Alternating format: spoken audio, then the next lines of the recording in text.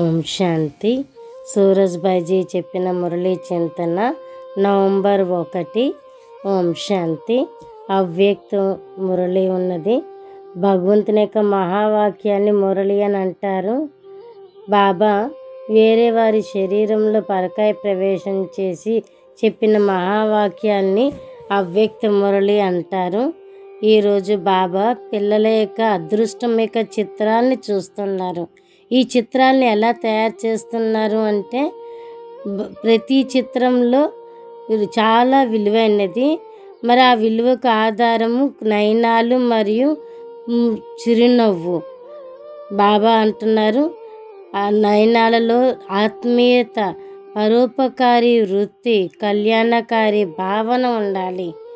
మరియు సంతుష్టత, ప్రసన్నత యొక్క చిరునవ్వు కనిపించాలి.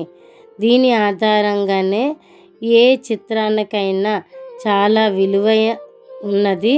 అదృష్టం యొక్క చిత్రం తయారవుతుంది.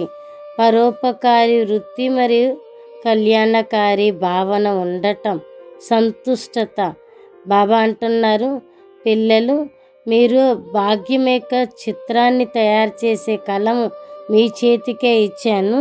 మీరు ఎంత కావాలంటే అంత తయారు చేసుకోవచ్చు. ప్రతి ఒక్కరూ తనకి తాము తయారు చేసుకోండి. మరి దానికి 2 విధానాలు ఉన్నాయి. ఒకటి శ్రేష్టమైన స్మృతి సంకల్పాలు మరియు శ్రేష్టమైన కర్మలు. ఈ 2 ఆధారంగానే ఎవరి యొక్క అదృష్టం యొక్క చిత్రాన్ని తయారు చేసుకోవచ్చు. బాబా అటెన్షన్ ఇస్తూ ఉన్నారు. సేవలు ఎక్కడైతే నిస్వార్థంగా సేవ చేస్తారో, పరోపకారి దృష్టితో సేవ చేస్తారో అక్కడ ఆశీర్వాదాల యొక్క ఖాతా తయారవుతుంది. బాబా అంటున్నారు బ్రహ్మ బాబా చూడండి ఎంత పరోపకారిగా ఉన్నారు. తన కోసం ఏది ఉంచుకోలేదు, అంతా పిల్లల కోసమే ఉంచారు. పిల్లల కోసమే రూమ్ ఉంచారు. ఆయన పాత ఇంట్లో ఉన్నారు, అన్ని పిల్లల కోసమే ఉన్నారు. మొత్తం బిల్డింగ్ ఏంటి ఏదైనా కానీ పేరు ప్రతిష్టలు అన్ని పిల్లలకే. బాబా అంటున్నారు మీరు ఉపరామృతిగా ఉండాలి, అతీతంగా ఉండాలి మరియు పరోపకారిగా కావాలి.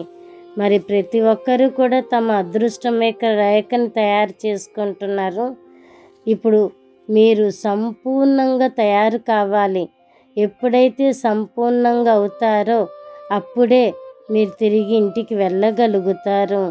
నిస్వార్థమైన భావం ఉండాలి. శ్రేష్ట సంకల్పాలు, శ్రేష్ట కర్మలు చేయాలి. అతీతమైన స్థితిలో ఉండాలి. అప్పుడే మన యొక్క అదృష్టం మహాన్గా తయారవుతుంది. బాబా అంటున్నారు మురళి అందరికీ ప్రేమ ఉన్నది. మురళీధరునితో కూడా ప్రేమ ఉన్నది. ప్రేమ ఉన్నది అంటే చెప్పినట్లు నడుస్తారు.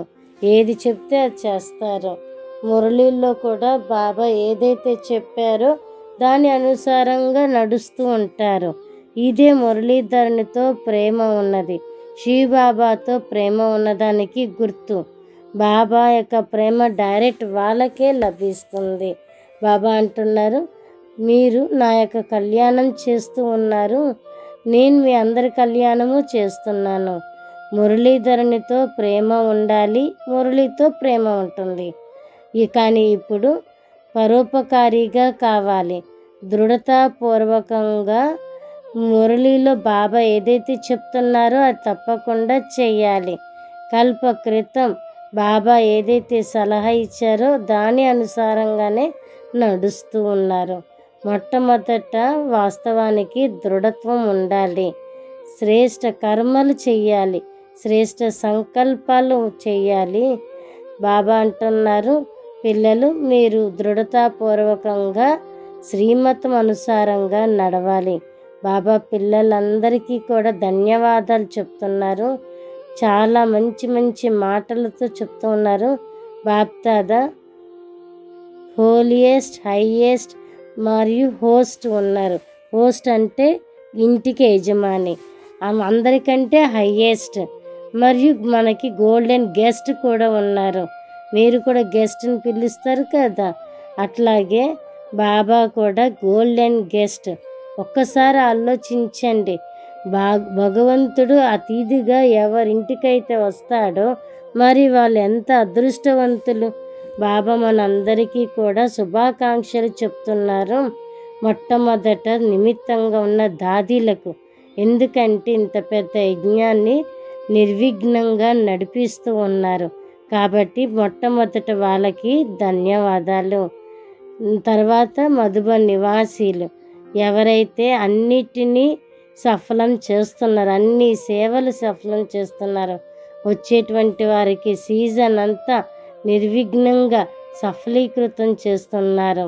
మరియు మూడవది డబల్ ఫారినర్స్, వాళ్ళు ఎంతో భావనతో ప్రేమతో బాబా దగ్గరికి వస్తూ ఉంటారు. మరి మీరందరికీ కూడా ధన్యవాదాలు అని చెప్తున్నారు.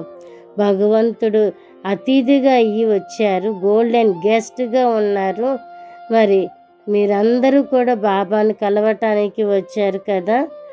చివరిగా గుల్జార్ దాదీకి చెప్తున్నారు, స్వయం భగవంతుడు ఆమె యొక్క శరీరంలోకి వచ్చారు. మరి ఎంత భాగ్యశాలి రథము, ఎంత సేవ చేసింది, ఎంతమంది ఆత్మలకి బాబాతో కలయిక జరిపించారు. కాబట్టి దాది కూడా చాలా చాలా శుభాకాంక్షలు. బాబా అంటున్నారు, పిల్లలు మీరు మీ శరీరాన్ని నడిపించేటువంటి నాలెడ్జ్ మీకు ఉండాలి, ఇది కూడా చాలా అవసరం.